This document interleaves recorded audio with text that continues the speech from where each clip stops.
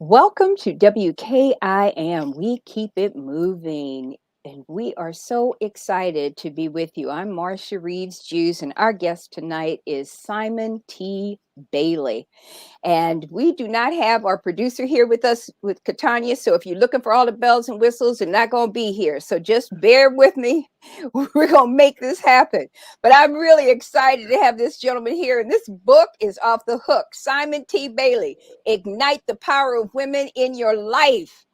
A guide for men. So y'all need to go get your men, and the men, you need to go get your wives and your women so y'all can sit here because this is real serious. This right here is off the hook. Ignite the Power of Women in Your Life, a guide for men by Simon T. Bailey, worldwide keynote speaker, former Disney leader, 7-time bestseller author, and executive coach to 2,000 companies, declaring this the age of the woman. Oh, I like that. And he shows men how to step up to fulfill their role in sparking themselves and the women in their lives for the betterment of all. The launch of a movement from a 3-minute video that went viral to 90 million viewers, a true manual for gender equity. It started very simply when Simon T. Bailey's daughter, Madison, walked into his home office and asked for a few moments of his time. But Simon, engrossed in a project, seemed preoccupied, even though he said, okay. Don't we all know about that? So disappointed, he said she'd just see him later. It was then that Simon had an epiphany. He had missed an important moment to be there for her, to be a tuned in and loving father. That if he didn't change his ways, Madison would likely end up in a relationship with men who didn't have time for her, repeating the pattern. It was a revelation that changed his life and may even have changed the world. Did it have an impact? Ask the 90 million people who watched him recount this experience on a 3-minute video on goldcoast.com. You got to check it out. It's cold-blooded. It was just a moment of sharing something he learned, but the overwhelming response to the video, including 6,000 comments and 233,746 shares, told Simon he had struck a chord. And Simon, I'm not going to read the rest of this. I want them to hear you because we'll be here and everybody go to sleep in a minute. But you've got to get the book. So let me start there. So this is huge. And when I first started reading it, I was like, wait, what is he talking about? This is the book, Simon T. Bailey. You must get the book. The book starts out talking about women. Tell us, we know that your daughter turned that little knob in your brain, but it also turned a knob in your spirit. Yeah, Let's talk about that. yeah. So what I begin to understand is that any country, company, or community that is going to thrive in the world that we're in must do right by women. Mhm. And then I came across research of world leaders in Finland, Denmark, Iceland, all led by women. And the world has celebrated how these women have led during the pandemic. Research says that when women are in the executive suite in corporations, that the company is 25% more profitable because of a woman. So I started realizing, I'm saying, wait a minute, it's not about if a woman gets ahead, a man loses. No, we all benefit because women Mhm. are going to make sure everyone grows and everyone becomes all the best that they can be. So that's what really was the catalyst. And it is all about the best that they can be. And it's very interesting. And there was something that I saw that you were involved in, and it had Marian Aesop, who was the conductor at the Baltimore Symphony Orchestra. I used to Sure. be on their board when she first came in. And what's really fascinating, that it was very difficult. It happened, but for a woman to be in a conductive role with her was very interesting because they had all these heavy duty men hanging out in the symphony orchestra, but they didn't realize how important her input was, not only to the music that was played and the excitement that all of the members of the orchestra were playing, but it was also about the women who were part of that, and the love that she was giving them, the endearing moment. It wasn't the slam, the conductor's stick. It wasn't the this. It wasn't that powerful movement. It was done not necessarily gentle, but she smoothed feathers very gently. What you just articulated is so needed in the world right now, is because women, number one, have a bigger brain than men. Number two, women problem solve differently using their feminine ability to show up and see what men don't see, not taking anything away from men. And number three, women have intuition. They have a sixth sense about what needs to be done and honoring the moment. So I think men come alongside women not to change women. Women don't want to be changed, they want to be understood. That's right. And that woman understood the gravitas of the moment and how to show up. I like that, the gravitas, because it was, and it was so needed, and it brought so many people back to the room and wanting to stay, because the spirit changed. The Yes, spirit, the yes, dynamic of the yes, musicians, the orchestra yes, changed, yes. and I got a kick out of that. But there's also looking in, you've got General Motors has a woman who's the Mhm, president, and mhm. she's amazing. She's done some remarkable work. We've got a good friend of mine is running a five it's something billion, 550 billion dollar division, black woman at Lockheed Martin. And so, it goes on, but you can see the dynamic with the people at the career fairs, at the conferences, Yes. how they're talking.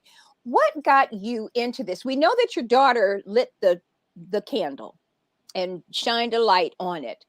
But then you took it to another level to do your homework to see about women. What were some of the aha moments that you may have had with that? Three specific moments. Over the last 30 years, I have coached, mentored women from all over the world who call me and say, here's what I'm dealing with in work and life. Can you help me? Or I'm dating someone. What is he really saying? Or I'm married to Mm, someone and he shut down. What should I do? And let me just add a disclaimer. I am not a licensed professional therapist, psychologist. That's not my lane. So if someone needs professional help, please seek that out. That's not my lane. People just come to me for advice. I think the second thing that happened is I was introduced to a woman named Dr. Jean Watson, who is a scholar at the University of Colorado at Boulder. For 40 years, she has been teaching caring science. And caring science is this ability to honor all of humanity. And when I had a chance to study her work, I said, wait a minute, there is something here. And then, probably the third thing that really led me down this path is after being married for 25 years, I went through a divorce. And my then wife said, you give everybody the best of you, but you give us the mm. rest of you. And I don't want the leftovers anymore. And what I realized, I was in my own way.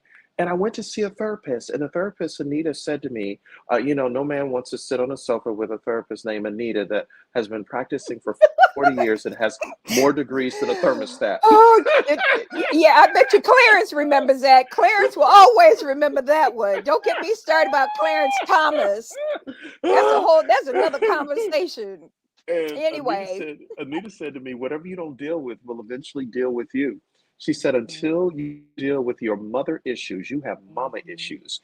And until mhm, you deal with that, you're going to show up in another relationship broken, looking for love in all the wrong faces, in all the wrong mm. places. And that's what led me down this path. And you know what? I think that's really important because the mama issues are deep, and they're rooted. They're way down rooted. And I've gone through 3 divorces, Mm, and mm, two, certainly, actually it was three. The first two were, they were really mama's boys, but they were fighting it all the way. And so they tried to create an environment where I was the mama, Mm-hmm. to take Mm-hmm. that, to substitute that role, Mm-hmm. right? Mm-hmm. That's the thing that I don't think that many of us even think about it. You know, we're going to get married, we're going to have a family, then we're going to do this. But there's more to that story. How do you get women who are confined in an environment that's not as open as you like to be able to open up and to discuss, to have a open and conversation about what is going on? You're doing your thing, trying to get that money, right? Yep. Yep. Trying to Yep. get that money, trying to get that power, Mm-hmm. Mm-hmm. right? Yeah.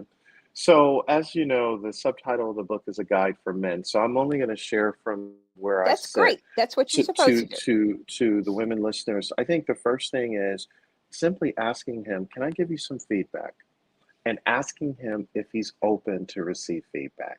Because if a man says, "Yes, I'm open to feedback," then he's willing at least to meet you halfway to hear what you have to say, which is so important. I think the second thing is tone and approach, and not in a pointing the finger or I'm telling you, but asking questions. Can we unpack this? Tell me more. Do you know that when you say something, it hits me this particular way? Give him examples, right? Because we need examples. We need specific, this is what happened, this is how it made me feel. Is that what you meant?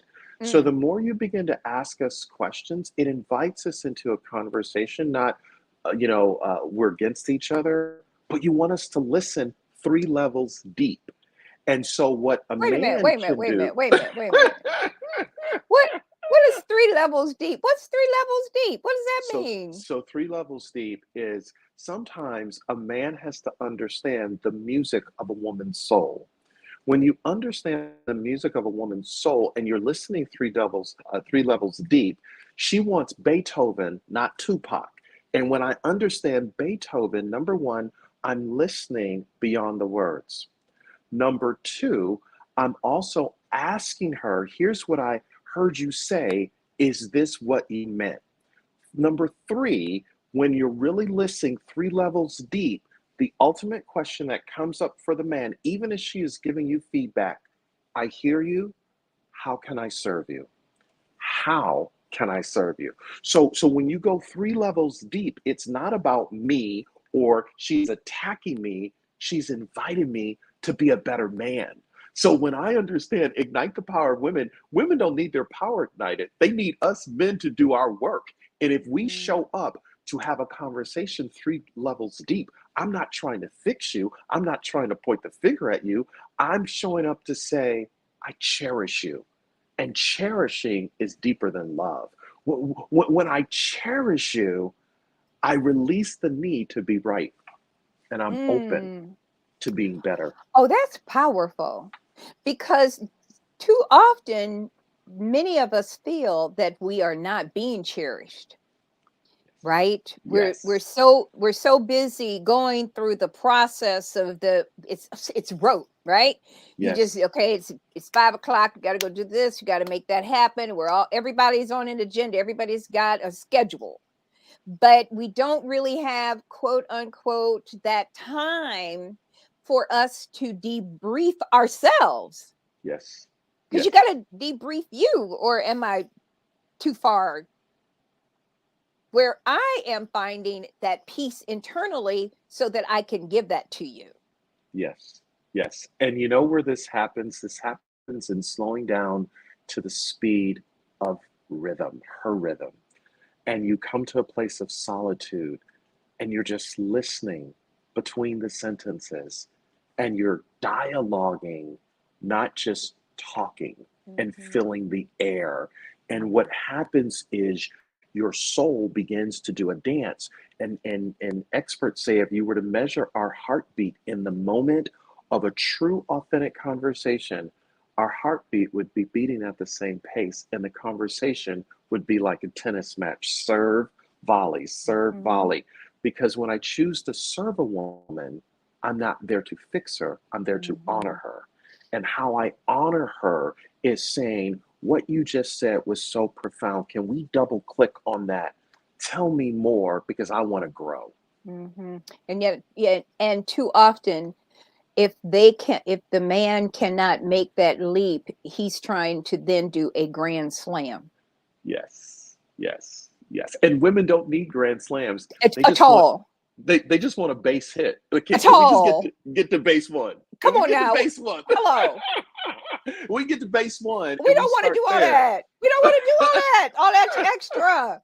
I don't want to put the cleats on. I don't need to Yes, put the cleats on. yes, Right? yes, yes, absolutely. And this occurs too. So, I'm going to kind of just work with me because I had so much fun with this book, right? And I've been I can't wait to talk to you. Couldn't wait to talk to you.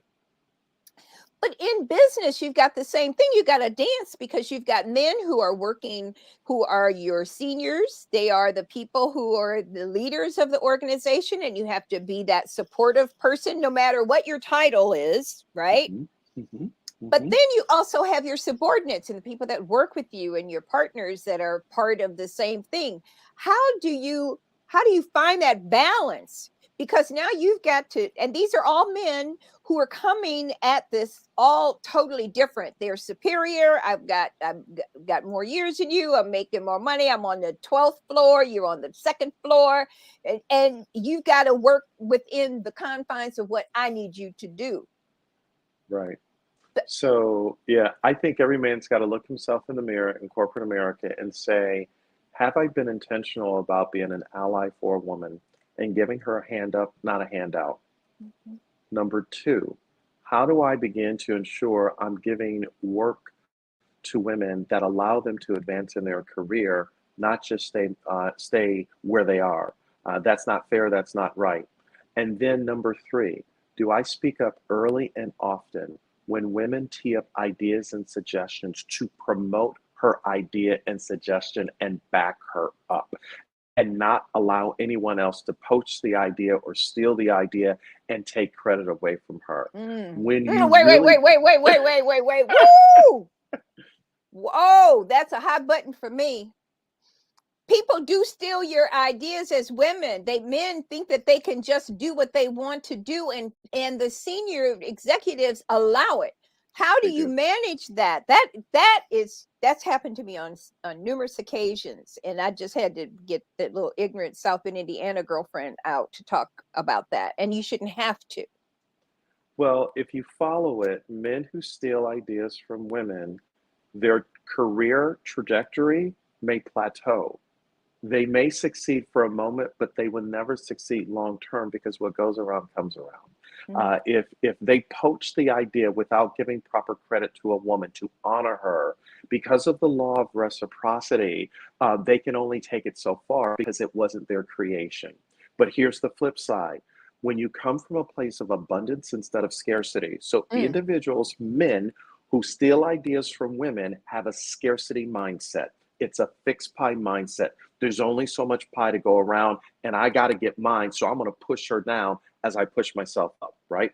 But men who come from a place of abundance, who realize, wait a minute, if I give her credit, we all grow together, and abundant opportunities begin to open up for me because it's not about me, it's about we.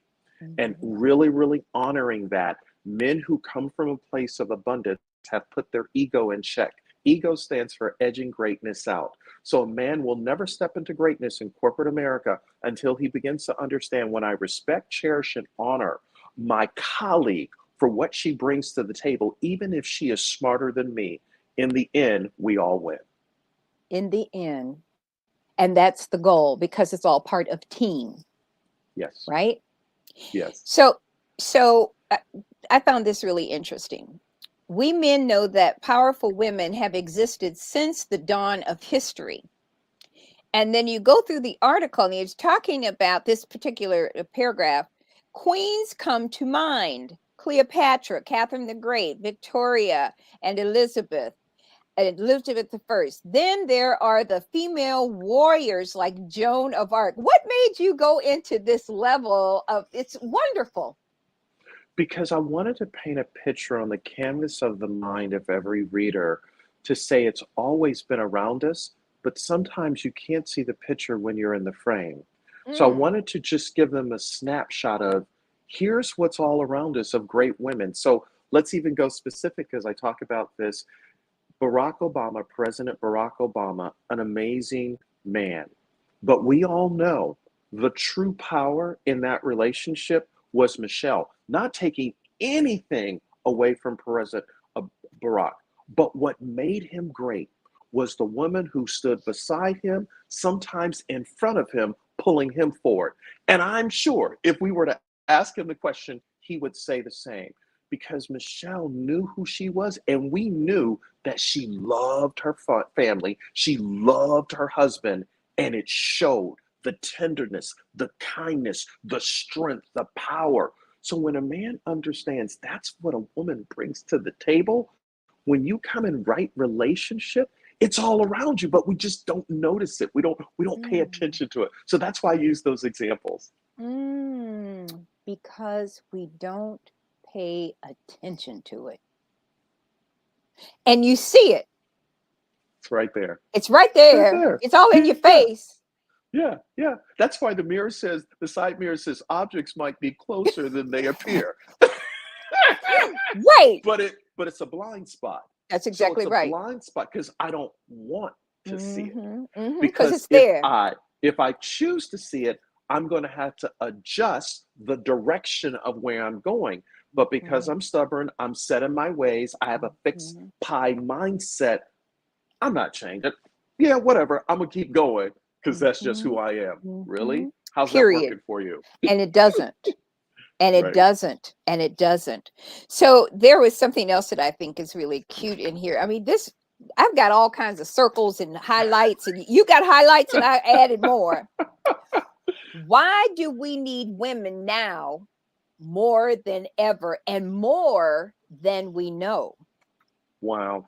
So here's the first thing. Companies that are looking for breakthrough innovation Mm, realize that men sometimes have a linear approach to breakthrough ideas, but women have a 360-degree approach. They will ask a different question. They will come just from a different mindset. So we need the yin and the yang in order to get the breakthrough. That's the first thing.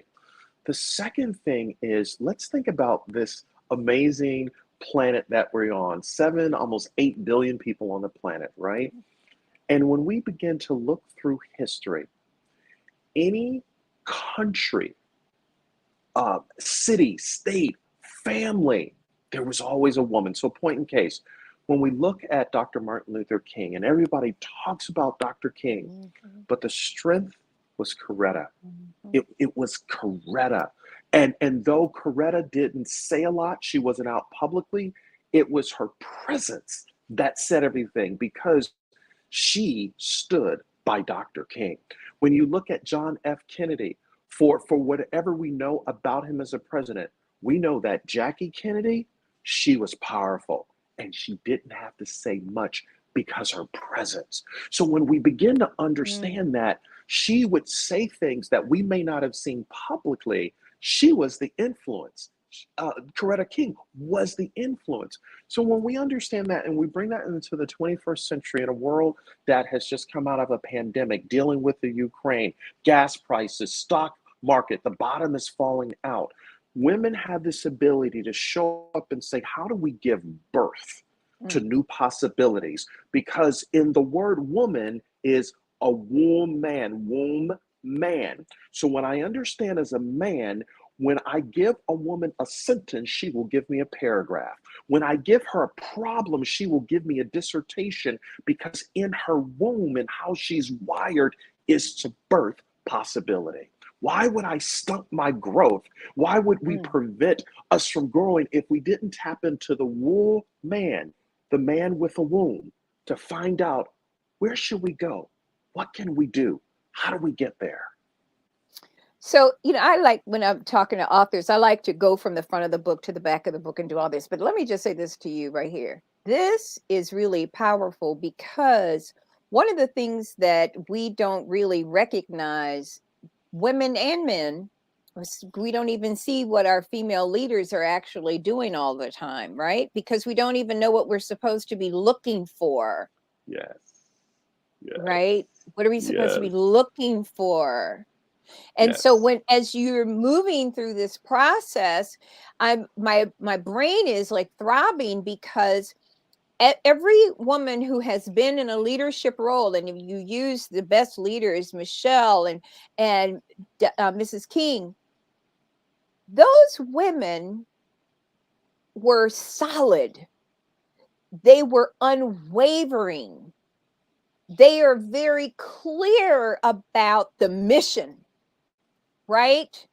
And too often women aren't focused on the mission because there is a mission. Yes. There is Yes. a mission. Yes. And it's Yes. coming through that DNA of what the resolve should be. Yes. Yes. I heard a story once about Colin Powell, and someone asked Colin Powell why didn't he run for president? Mhm. And he said, because of the amazing woman that he had been married to, he did not want to put her through everything that any candidate would go through. Why would Colin Powell do that? Because if the truth be told, he became even well liked across both sides of the aisles. And I'm not trying to be political here, I'm just trying to make a statement. It was because of the influence of a woman that he chose to honor, that honoring her was more important than a title or position or to say, I'm a presidential candidate. And he became even more influential because of his character to honor her.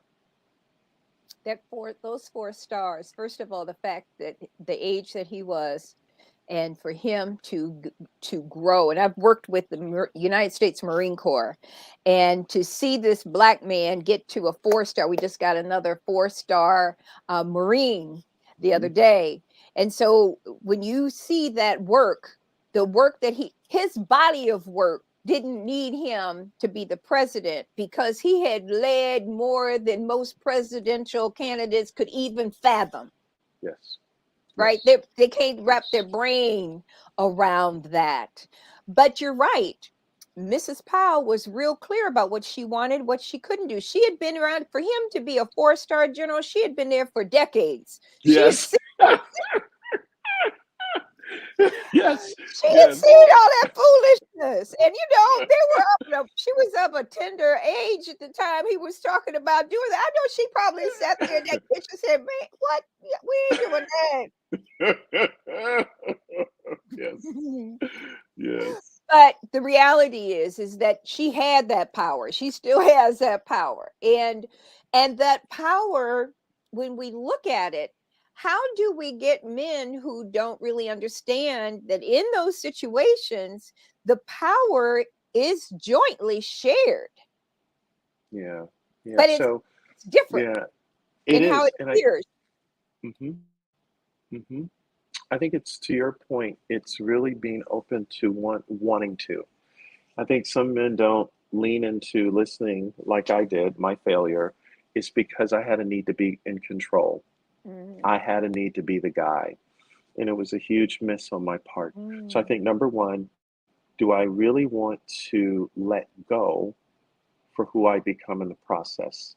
Number two, what can I learn, unlearn, and relearn when I realize just because you might be behind the steering wheel doesn't mean that you know where you're going. Mm. That woman has the ability to look through the windshield of possibility and say, "What if?" Think about it. Whenever you've traveled with a man, and we know where we're going, and I'll never forget. I went 30 miles in the wrong direction, and she was telling me, "You missed the turn back there," but I didn't want to hear her because I had to be right.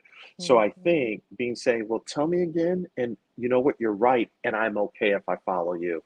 And I think the third thing, and here's the bigger thing, what message are we modeling for our children, for the next generation? There's a whole generation of men, for whatever reason, who have become very derogatory against women and putting women down and telling women how they should think and that they're no good after 35. And what happens is you have little boys trying to pretend to be men who have never been taught how to respect a woman. So how I tear a woman down is with my words, and I tell her that she's nothing, but yet you want to use her body for your own self-fulfillment.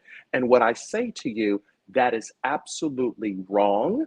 And it's unfortunate that you have to go there because you've never realized that we should treat women better than the way they're being treated. So, for those who have that mentality, says to me, and please correct me because I know you've done extensive research on all of this, but it says that that's a very insecure person and they have to put this facade up so you can't really see that the emperor doesn't have any clothes on. Absolutely.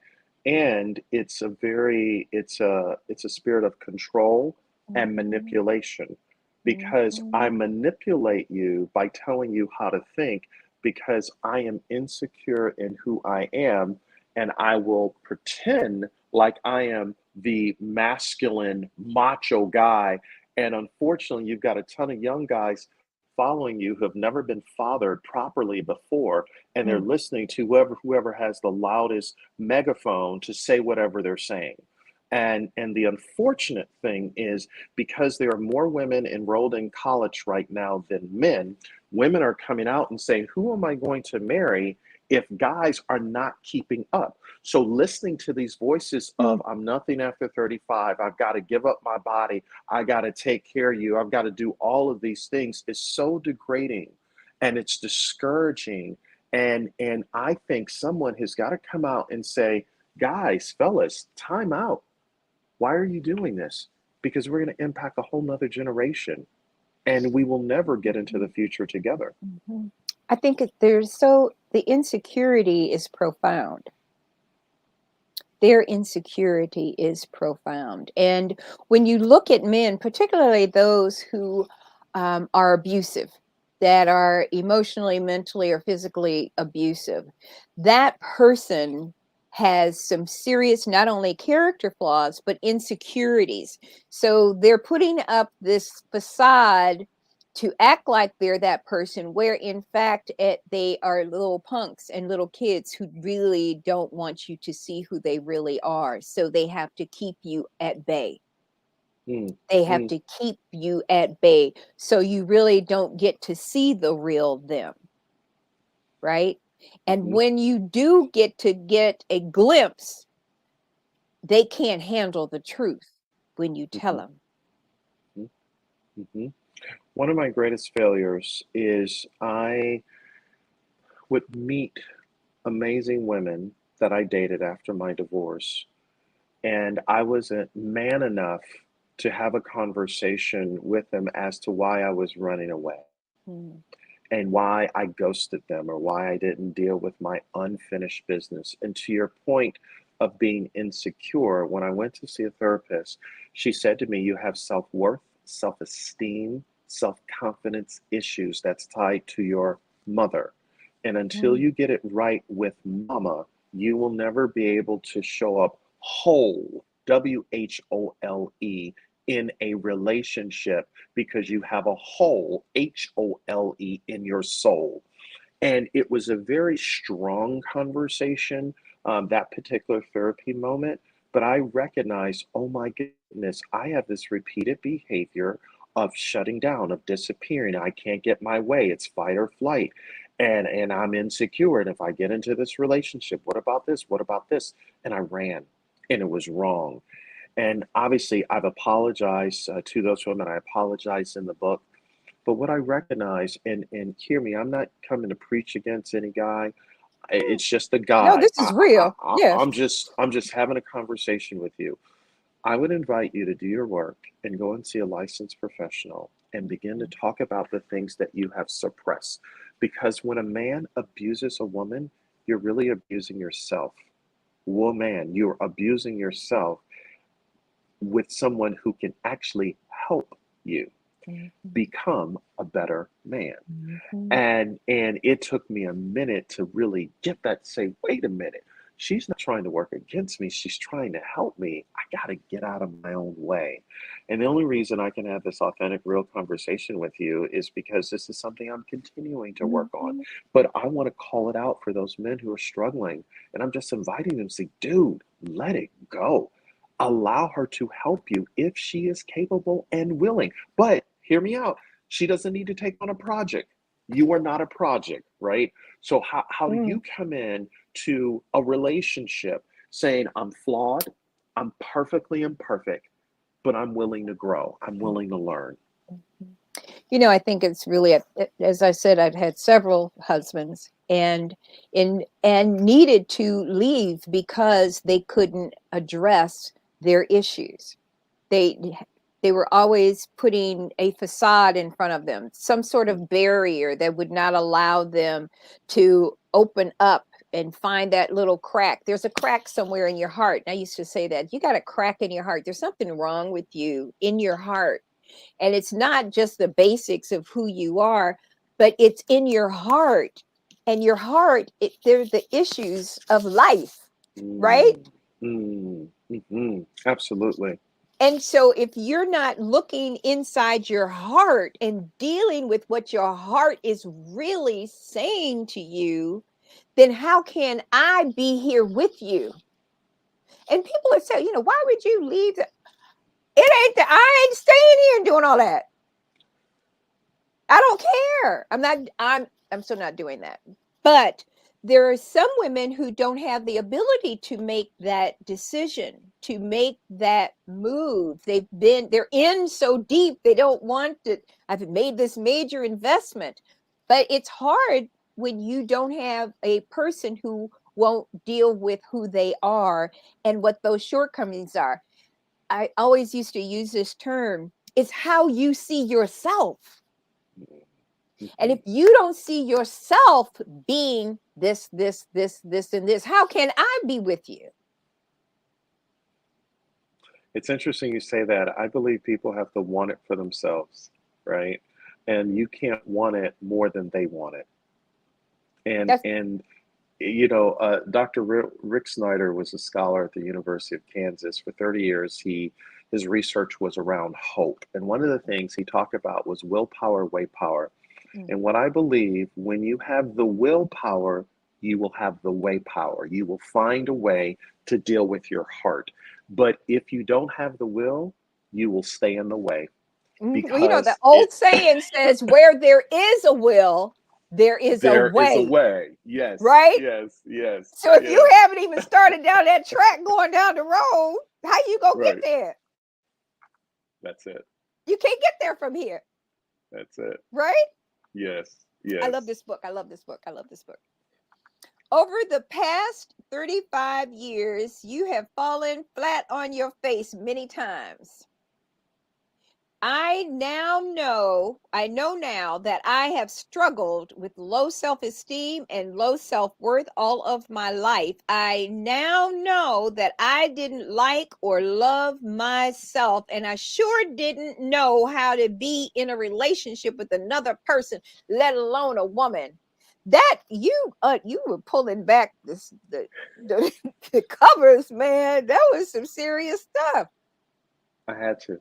I had to tell the truth. Wow. I had to tell the truth. It is my truth. And what I've recognized, self-love, when you love the skin you're in, when Mm, you love who you are and who you're becoming. I'll never forget, I'm playing on the playground, 14 years of age, and a young boy says to me, "You are black as tar, you are nothing." And it is the equivalent of a person taking a knife and just cutting me open. I attempted mm, suicide at 15 years of age and didn't go through it because I heard a voice say, "Don't do it." I believe it was God's voice yeah. saying, "Don't do it." And what I recognized all of that time, never told my parents about it. I lived with that secret of suicide, Mm. only to find out that suicide had ran in my family, right? Oh, So all of my life, I've been trying to find this person that I was meant to be, and all I needed to do was look in the mirror and say, "I love you. I love who you mm, are. I love who you've become, and I love your Godiva chocolate skin, and it's gonna be okay." And when I came to that place, I was then able to love others because you can't give what you don't have. You cannot be what you haven't become. And you can't do what's not been done. You have to Mm, start with yourself. And when I mm. started with myself, I'm like, wait a minute. I've been beating myself up because of a story. All right, so I'll tell you one more story. Yeah. So tell me the So, story so I could get the so, context. so mom and dad dropped me off at Morehouse College. And at the end of my freshman year at Morehouse, they said, we don't have the money to send you back to Morehouse, nor do we have money to bring you back home to Buffalo, New York. I dropped out of school, moved into a drug infested community in the southwest part of Atlanta, only had a mattress on the floor, being back from the 70s, 19 years of age, Mm, lost, could not find my way on public transportation. And what I recognized, I was in this spiral. I was spiraling down. But then I came across a gentleman who poured into me. His name is Jerry Wilson. And Jerry began to speak about what I could do. He was always dressed sharp. He had worked for Xerox, had dressed sharp. And he said, I want you to go and get a suit. I want you to get shoes, shine your shoes. And all of a sudden, he became a role model for what I could be. And what I realized mm. is visibility creates credibility. And I begin to heal slowly and I begin to see the me that I could be. Jerry's in heaven now, but I'm forever grateful for how he influenced me as a 19-year-old man who was lost. That's really powerful because there are these little angels that just appear out of nowhere. Like, really, where'd you come from? How'd you get here? And why me? Right? Yes, And yes. my angel was Margaret Armstrong. And she was here and she was this delightful woman. And I'd gone through my second divorce, right? And Mm, she was just loving, little gray hair. She played the piano. She worked over at the Baltimore School for the Arts. She was not didn't work over there. She was on their board. She did all this stuff, right? And for whatever reason, she just took a liking to me. And she was just oh, Margaret, I love her. She was just prim and proper. And she would say to me, Marsha, now you don't need to be wearing that dress, that short, wherever she just it would come out and you wouldn't expect it because she was so prim and the little tea kind of woman. She just and I'm bold and brash. And she said, you need to just settle down. Come on. And I got on the symphony board because of Margaret Armstrong. I ran the executive director for Alvin Ailey Dance Theater Foundation of Maryland due to Margaret Armstrong. wow. Margaret Armstrong became my mentor and she directed me with everything I was doing. And she didn't care whether I liked it or not. And my face usually tells you what I'm thinking. And we'd always have tea together. And I'd make a face. She said, "There you go with those faces. The people don't want to see you making ugly faces. You got the cute hair. You got the dress. You can't make your face be ugly face, but you have to be able to look at people without all of the antics. You have to be around people and deal with no antics." And too often we have all this little sidebar stuff happening around us that we can't really get centered in our own relationships. Mhm. Absolutely. And what you just articulated is Margaret literally gave you a hand up. She reached back to pull you forward. And the gift you give to her and the work that you do now is to pull everyone forward. Mhm, That's the service you pay for the experience mhm, she created for you. mhm, mhm. It's so powerful. And it is powerful, and I'll never forget her ever. She died probably almost 10 years now, but I hear her. She's in my head. Mm, She's in my mm, heart. And mhm, and part of the challenge, I think, for many of us, men and women, we don't always pay attention to who those people are. It's not your mother, it's not mhm. your father, but it can be somebody outside of your world that can just take your spirit. And if you're willing, right? If you're Yes, willing to yes. give your heart, to open your mind and your spirit. And that's what this book can do for you. It can open up your spirit because too many of us are suppressing so many things that have occurred for so long, and you've got to start peeling that madness back to find your authentic self, because you sometimes get lost through all the pain and suffering that you've gone through. You're looking at me funny. What is that? What are you No, thinking? I am so taken in what you're saying, because what you are articulating is love is not what it says, it's what it does. And tough love has those tough conversations, but I love you enough to invite you into a new reality. And that's what you're doing. So I'm just overwhelmed by your kindness and your love that you're sharing with all of the listeners. But I think that we have to. Yes. We have Yes. to. When we leave here, what is our legacy? What have we left? Love is patient, love is kind, it's not puffed up, right? What is Yes. how do we demonstrate love? And how do we receive love?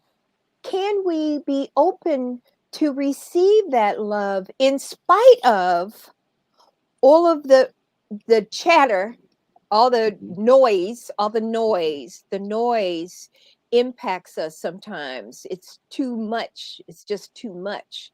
We can't always deal with the noise. It shuts us down. Wow. It Wow. shuts us down. So how Yeah. can you change the world? Why did all of that emotion hit me all of a sudden at 30,000 feet? Mm, mm, mm. I think when it hit me, that moment, is because I realized that love is honoring those times when I don't have an answer, Hmm. when I don't know why my eyes are welling up with tears, when I am speechless. That's the love breaking through to say it's okay to be human, it's okay to let it go, and it's okay to be you and not Mm. anyone else. So, literally, you learn how to hug yourself. You learn how to love yourself so that you can show up and love humanity. And to your point, the world is hurting right now. All of the mass shootings, the Mm. world is hurting right Mm. now. Everything that's happening. We talk about Ukraine, but let's just talk about Africa for a moment, right? How do we begin to reach across and never forget our brothers and sisters in Africa? Though we live in America, how do we show love? Love is not what it says, it's what it does. Talk is the cheapest type of insurance policy you can buy. How do we love and put some cash behind it or some action behind it and really begin to love people where they are and not look for anything in return? So when I say I love you, I don't love with strings attached, because when I truly understand how I love you, Dr. Edwin Lewis Cole said years ago, there's two things we do in life: we enter and we exit. We enter through birth, we exit through death. What we do from the entrance to the exit determines what we do with our life. So that love imprint of how we live touches people's head, their heart, and their hands. And you can feel it. Yes, You yes. can you can just it's almost palatable. It's almost touchable. It's almost like you can put your arms around it. And I think sometimes because we've dealt with so much madness, be it watching television or on the internet or all the things in the newspaper or over here, there's all this. And you talk about Africa and all these different countries going and just totally raping the continent Mm-hmm. of Mm-hmm. everything it has. And yet, America and all these other we're not going to get into a political discussion, but Yes. Yes. but we're not stopping all that. We're not stopping that. We Yes. go everywhere else, but we're not stopping that. And they're almost like whoremongers who are just going in and raping that nation of all of its natural resources and their bodies. It's just a whole nother conversation. Don't get me started, because we'll be on here for the next couple of oh, you don't want to go there with me today. So we're this is almost over. I'm enjoying you. So Online dating, the power of the swipe. Now, I have not done that. I have not done that. I'm scared to death to do that. I don't want. Oh no, that's kind of creepy. Talk to me There's about some that. there's some jokers online. Let's just start there, okay? But you know what? In the world that we live in now, some people lean towards that. Some people prefer an old school connection from a friend. So I think it really comes down to whatever your preference and choice is. My therapist said to me, I don't think you should date or go online because 75% of men who get remarried in less than 2 years after being divorced get divorced again because they haven't done their work. And Ah, this is what my therapist told me in her research. that's So hilarious. yeah. So what I realized with online dating for me, I was lonely. Hmm. I was tired of having a king size bed with pillows, but there was no one to hug or hold, Hmm. from being frank with you, right? Hmm. And so I went to online dating to fill a void. And what I realized, I wasn't ready. I wasn't ready. I hadn't healed, Right. but I was trying to heal and getting out for someone to fill that void when I hadn't done my work, right? Hmm. So I would say before you go and do online dating, seek professional help. It's an ongoing First, theme. First, first, do your work. and hurry up. Yes, do your work, right? And then the next thing to think about, how do you show up just to be a friend, not to get down the aisle, just to be a Hmm. friend? Can we get to know each other? And everybody I thought was the one. I was like, oh my goodness, we're gonna be married tomorrow, right? And I would race off, right? I would race off thinking that, and I'm like, wait a minute, time out, my brother. You're not ready. You're not Hmm. there. You haven't matured enough. You haven't Mm. discovered yourself. You haven't discovered how to be alone. And there's a difference between being alone and lonely. I was lonely, but I didn't master being alone. Aha. And when I began to understand that through therapy, I'm like, oh my goodness, I messed up so much on online dating. I didn't step back and really understand what I needed to do and be. I have not done that. I'm just, that's scary to me. My concern is bad enough when people bring their other personality with them. When you face to face, and you don't know which personality. They got three or four of them in there, and I just don't. I'm done. That's scary to me. We're not doing that. We're not gonna do that. Just Chris Rock has a line: "Whenever you meet people, you don't meet them; you meet their no representatives." Right? question. No question. No question. And I know what I have met in the real life. I certainly don't want to get behind some camera when somebody said, "Oh, I ain't doing that." We're not doing that, right? Now we're coming up on. We got a couple more minutes. We got a couple more minutes. We got 8 minutes, right? Emotional honesty. When a man is emotionally honest, he's not trying to pull the wool over a woman's eyes. He has no need to impress her with the cars, the clothes, the house, the trips, the vacations. Emotional honesty is, here's where I'm at. I'm going to put my truth on the table. What do you think? If you want to run away, that's good. But at least I've been true to myself and I've been true to you. I haven't put a mask on. I Mhm. haven't pretended. Here I am. All a woman really wants is emotional honesty. The second thing is, when a man comes to a place of emotional honesty with a woman, what he may discover is that the right woman might be the only therapy that he needs Mm. because of that emotional honesty. Why? Because women emote. And as women emote, they are thinking while they're talking. They don't need us to fix anything. So when we come up from a place of emotional honesty to say, here's where I'm at, you realize I don't have to fix her, but she can ask me questions that will help me see something that I've never seen before, or to think about something I've never thought before. because the honesty is in the healing. That's where the breakthrough is. See, my concern would be that they are so caught up in resolving their issues that they can't break through without assistance, and too many of them are not prepared to go and get the righteous help that they need from a psychologist or therapist of some sort. Yes. And Yes. having that that type of emotional mental detachment is frightening to me.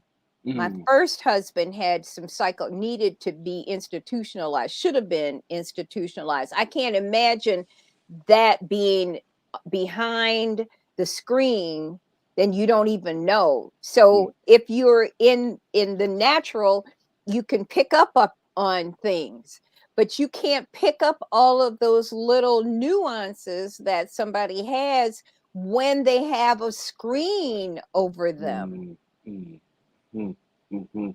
It's interesting you say that because one of the things my therapist said to me is when you meet a person, you need 50 to 100 contact hours of conversation to Mm, see how they're showing up, to see if they can break through that veneer, because how you do everything is how you do everything. right. So do you crack through that to really get to who they are, which is why you have to slow down a little bit. Let's just see what comes to the surface with this person.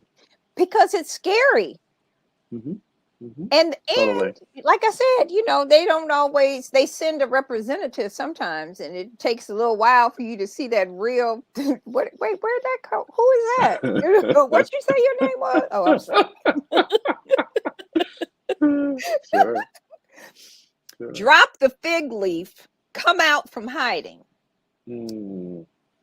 Drop the fig leaf. I so love this quote because what he's really saying is naked you came into the world, naked you leave. You can't take the money, the cars, the position with you when you go on the other side. You leave it all here. So when you just show up without stuff Mhm. to impress, to say, can we just have a simple, easy conversation? Can we just start there? That's what that means.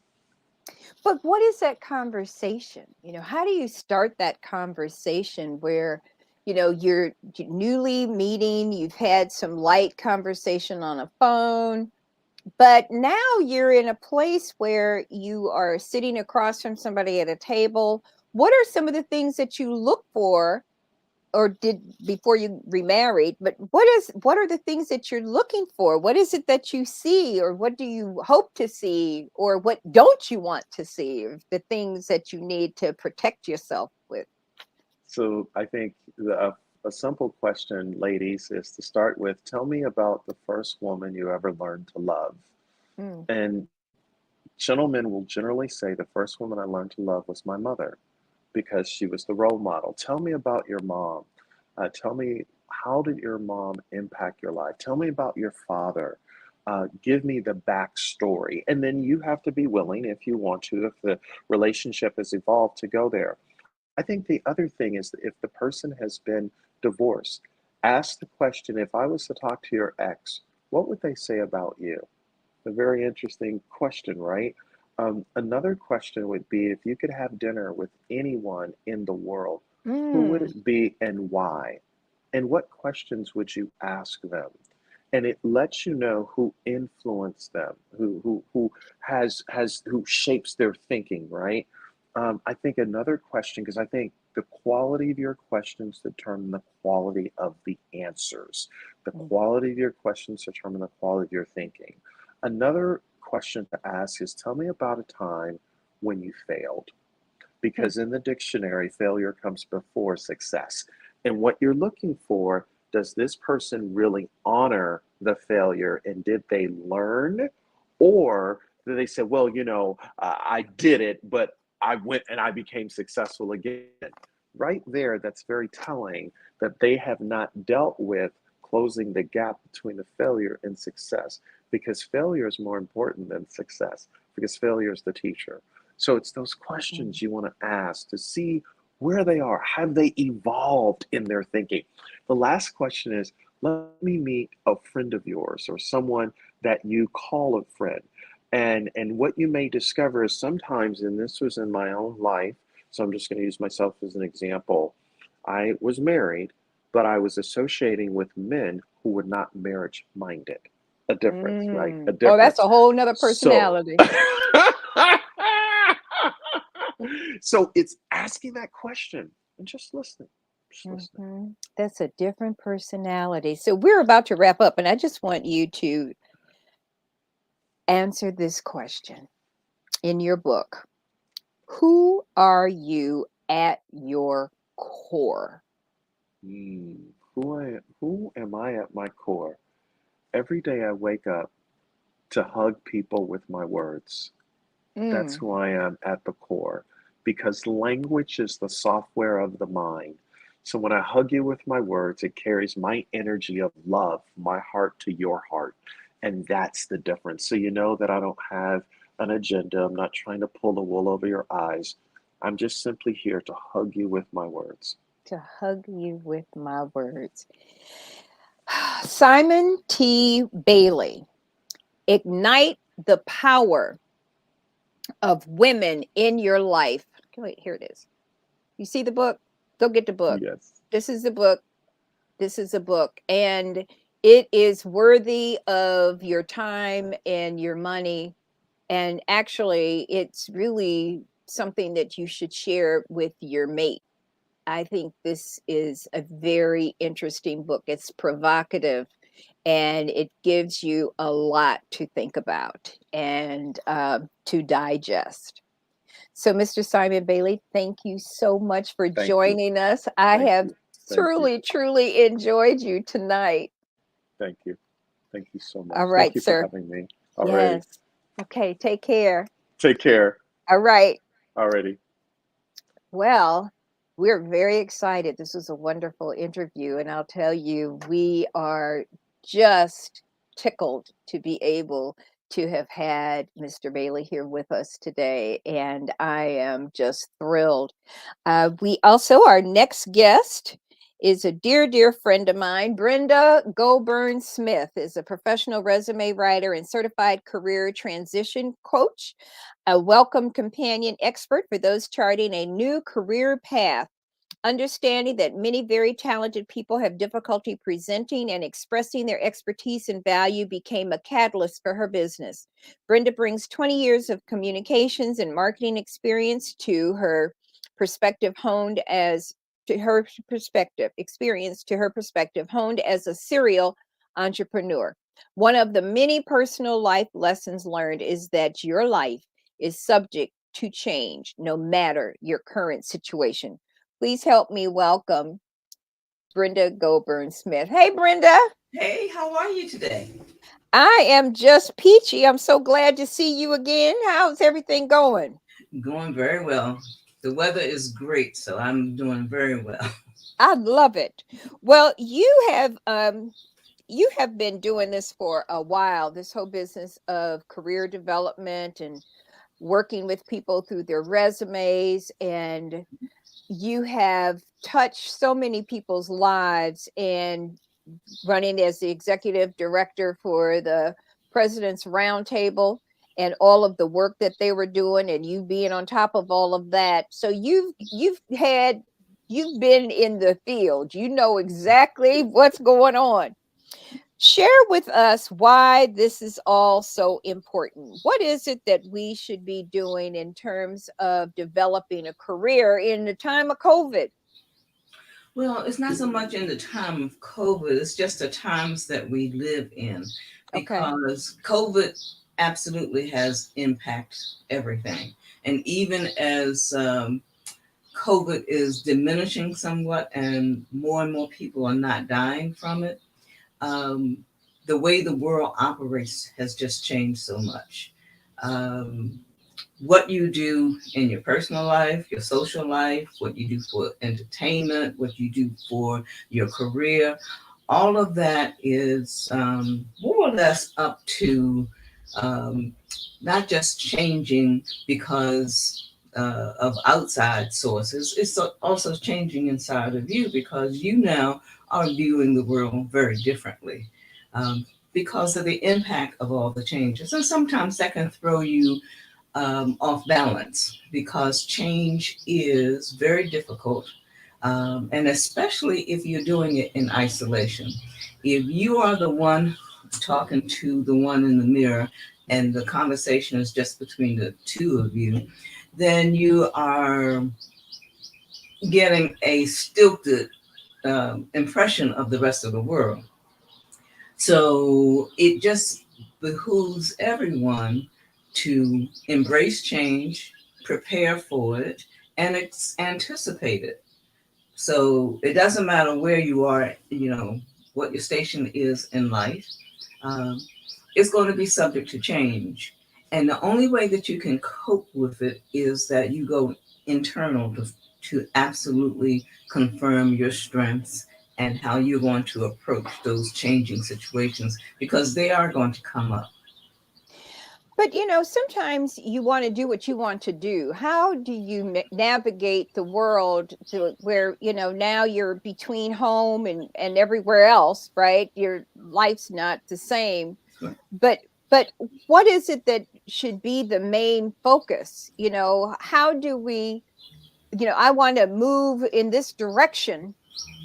I need to climb the ladder. I want to be in a senior level position. What is it that I'm supposed to do if I'm already there and I don't seem to be getting what's needed to move me where I need to go? And there's only one way to do that, and that is to be sure of who you are and what you are and where you want to go. And all of that takes introspection. You have to have a conversation with yourself. However, if you're having that conversation with just you and the person in the mirror, it's subject to be a stilted conversation. So you want to reach out to some resources. If possible, you want to reach out to a professional.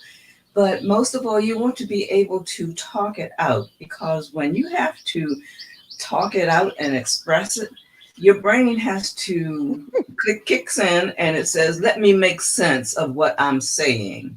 And it could be things that you haven't even um, voiced before. But the fact that you have to say it out loud, it will end up making more sense to you. Now, if you have someone who's listening to you, who has some skills, then they can repeat back to you. So here's what I hear you saying.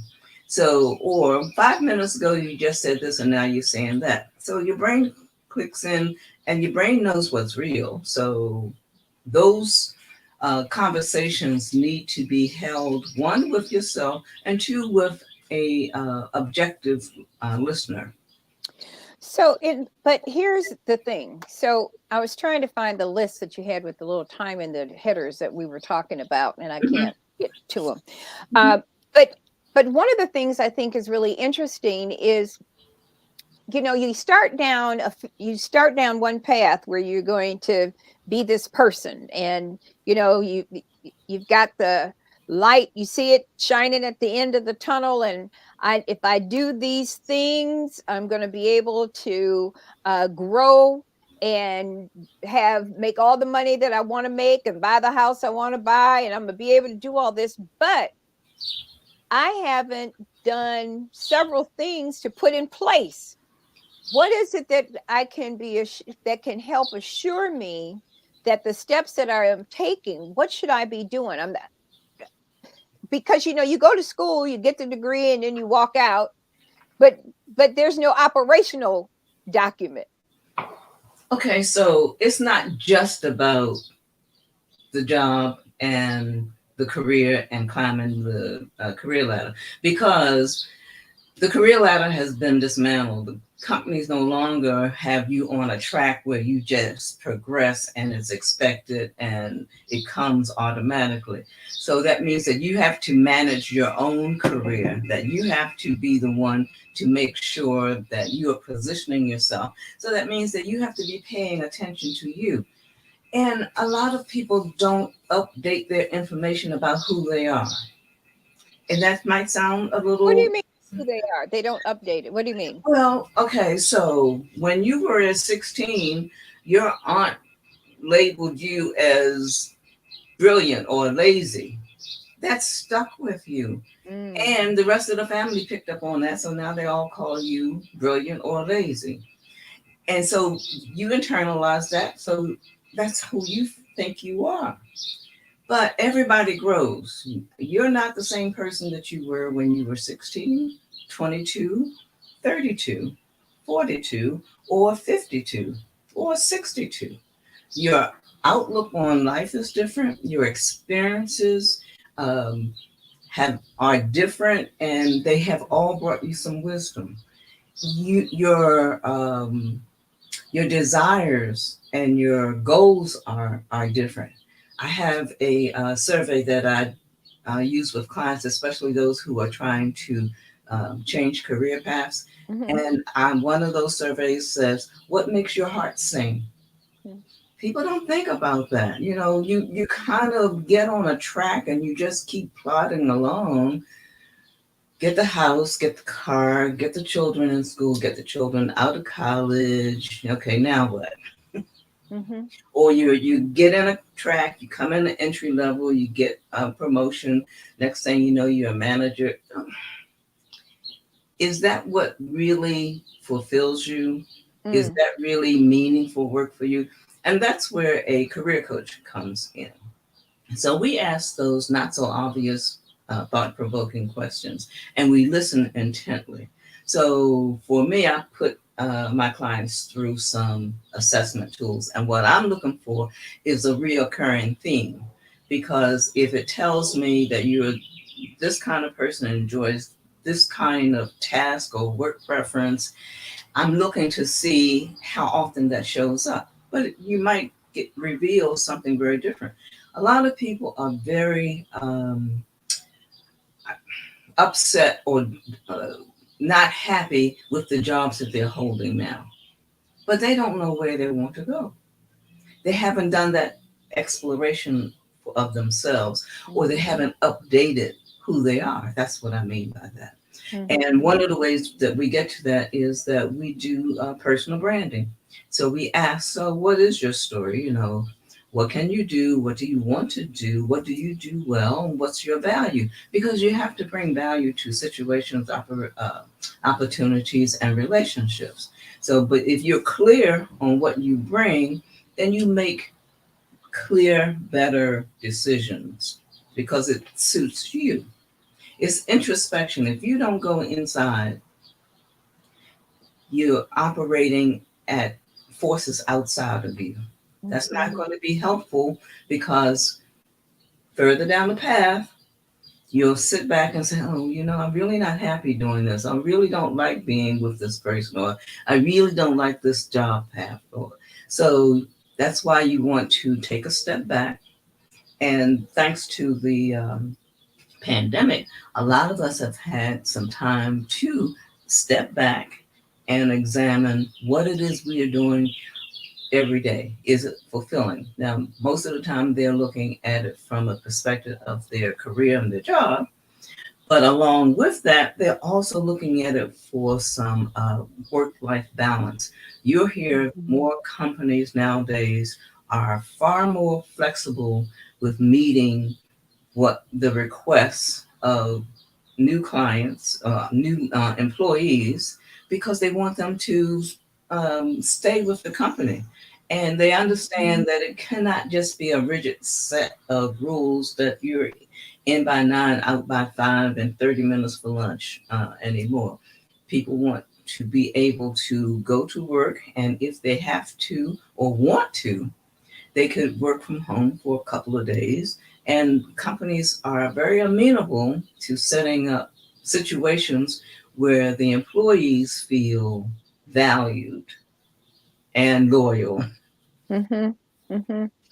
You know, I think some of the time, as I look at the next phase of my life, right? I'm not ready to quit. Right. I'm not ready to sit down and go to sleep, Mhm, right? mhm. And I'm not the lady with the little gardening thing. That's Yeah, I right. don't have that capacity. And And so how do you even find that? How do you even know what those next things are? I don't know. How do you get there? What are some of the steps that I need to be thinking about in order to figure out what's my next thing? Because I know I can't be still. Well, okay, so that's where a career coach could come in handy, because one of the things that we're going to be looking at is, what are your attributes? What is it that you do well, and how would we describe you? Because generally, I am looking to see how to position you for a resume. So, on that piece of paper, I need to be able to talk about your value and your expertise. So, what is it that you do well, and how can you help the company? And a part of the whole process is to explore other career paths that suit your work preferences, because some of those assessments and surveys that we do will uh, explore what kind of tasks do you enjoy and that you do well or that you want to do. So Mhm. once we get that information, what we're doing is we're painting a self-portrait of you. Okay. And And that's what personal branding is about. so what I need to be able to do, you need to lean a little bit more to your Okay. left. Okay. And but what I'm thinking is I don't even know what that next thing should be, right? Mhm. Because Mhm. I know there's some things that I like, some things I don't like, some things that are easy breezy, some things that are not. But how do you, is there a test that you go through to take, Yes. what does that look like? Or what does that entail? Okay, so they are assessment instruments. They're scientific assessment instruments that will come up with categories of work preferences or abilities or attributes that will describe you. And then you go and connect them to some occupations. Hmm. Then once you get the occupation, you start to look at some job postings that would meet that. Then you can say, oh, I know you haven't thought about doing this, but here's what this graphic artist does, and here's what their a typical day is like. Here are the qualifications that you would need in order to be this. And here is a company and a job that just want you to look at the duties and responsibilities right now. And once we get that clear, then we'll start looking at companies, that would be in the area that you want to, work in. Hmm. And so should, as as as we're going along, should I have some sort of little notebook whenever I get a thought about what I might want to be able to do or the things that I like or don't that I could then turn over to you? Okay, so now in the process, we set up what's this project going to entail? What are the tasks and or the situations that we want to examine? And there's another question for each category that says, so how will we know when we are successful? Mm. So once we get the project goals and we determine the question for what the outcome should be, then by the time because what I'm doing is I'm orchestrating in order to um, make Marsha complete and more settled with more self knowledge. We're going to have to visit this, this, and this. Mhm. So I'll look at my uh, vault of uh, resources, and I'll pick one from column A, one from column B. So then we have enough information. Then I'll come once we start going through all that. I'll come back and say, so this is what the assessments say, and Okay. I'll validate with that with you. So is this true? And if it's true, then we can set up a strategy for how I would suggest or you want to proceed to whatever your goal might be. Hmm. So you would feed me information and then I have to respond to what I see. Well, yeah, I won't. Don't feed you. I'll feed you access to resources so that you can get the information. I'm not going to give you information. My goal is to listen Mm-hmm. and to feedback and to help you to validate what it is you need or want. So, Mm-hmm. so we have an overarching, goal. Okay. For instance, some people know that they want to just get out of the job. They don't care where they go. They just want to get out. But until we can figure out your attributes, do you like to work with people? Do you prefer to be in a cubicle? Do you want to be moving around? No, no cubicle, no cubicle, like a But for some, box. I don't but want for to be some, in a box. but for some people, that is very calming for Mm. them. They go in, it's very structured for them, and they like that. Do you want to deal with computers? How are you at problem solving? Do you want just a set of rules and procedures that you just make sure that everything is in compliance? So you have to go through all of that to Mhm, figure out what might be satisfying, and then see if you can make a connection to a um, occupation. mhm. So then once you show me all these things, then you'll come back and help me determine what's best by almost an interviewing process, it sounds like, or no.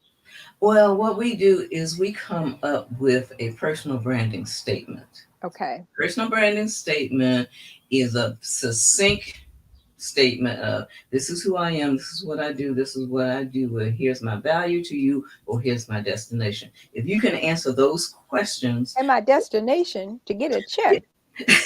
well, that can't be it, because you want Oh, meaningful work. You want okay. meaningful work. Otherwise, you come back and say, Brenda, this is not working. That's Mhm, why we go through looking at all of those assessments. And none of those assessments are about intelligence hmm, at all. Or, yeah, they're not about measuring your intelligence. They are to find out what your preferences are. mhm. In the grand scheme of things. Yeah, yeah, because you have Mhm, preferences. And then as you're doing this, you are encouraged to think about your whole life holistically. what do you mean? Because if you are 22, you don't have children yet. If you are 34, you have two children at home who are just in elementary school, quite possibly. But so the job or the career that you pursue based on your support system that you have all that has to be factored in for setting up goals. Now, if your goal is something that you have to plot a strategy for to get there, you have to be thinking about that as well. Mhm, mhm. And I think that too often we don't do enough deep diving, Right.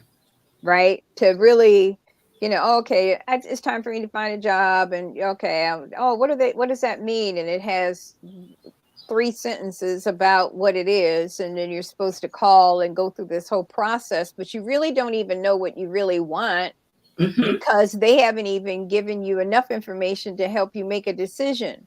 So how do you get that without being, very difficult or considered difficult? So, how do you get the information about whether or not the job is for you?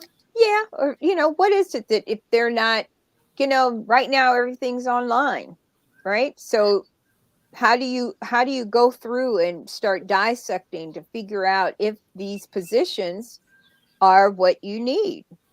Or if you want to be online. Not everybody wants to be online. Some people thrive with having the day to day, face to face interaction with other people. And that's how they feel valued, and that's how they can share their abilities and gifts best. But Okay. some people want to have the flexibility of having some face to face and to be at home sometime to work remotely. So you have to figure all of that out. That's Mhm. why you look for a position that suits you, that has meaningful work for you. So those assessments will help you to do that. Conversations with me will help you to do that. And then we plot a strategy of how can you meet your goals once you have decided what your goals are? Mm-hmm. And that personal branding statement helps people to remember you. What the other thing is that the personal branding statement helps you very much when you go for an interview and they say, "So tell me about yourself." That's a question that stumps a lot of people. So they don't know where to start. Do they mean, do I play golf, baseball? Which school did I go to? What was my job when I was 18? How long have I been this? So that working through creating and crafting that personal branding statement helps you to present right off the bat, here's my value, here's my expertise, here's how I can help you, Mm-hmm. here's my goal or destination. And so then you would assist me in writing that statement. We do it together usually. Yeah. Mm-hmm. I'm going to be giving you all the tools that you need. Then we'll come back and start talking, do it so through it, so that it is a confirmation and a validation that this is true. And remember, when we did this assessment, this is where you came up. So this is what we have to make sure that we have that Mm-hmm. particular aspect of your gifts in the statement. Mm-hmm. And so as you move through and you have those appointments, do you help your clients then prep for second round interviews? Okay, so I am not a job placement coach and I don't provide that service. We look at the jobs and we make sure that we have the right goals and Okay. strategies for it.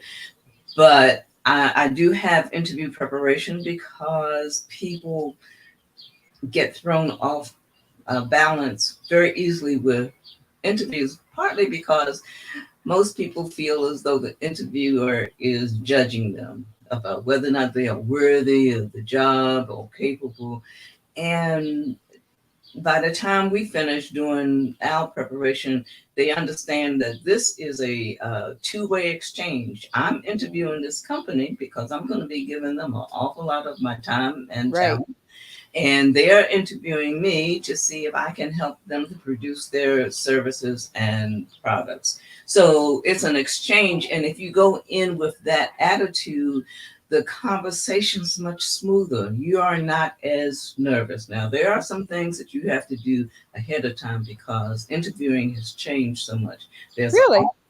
there's an awful lot of telephone screening first. So the company will have someone to just ask you some brief questions just to see if you are appropriate to move to talking to somebody else. And that's probably not going to be the hiring manager that conducts that phone Huh. interview. So once you get that done, you might go to any scenario that might have um, a recorded video. It might have a in-person. It might have an in-person interview with someone who is not even the hiring manager. It might be someone from HR. It might be an administrative assistant. Then you go in and you get to the first level in person.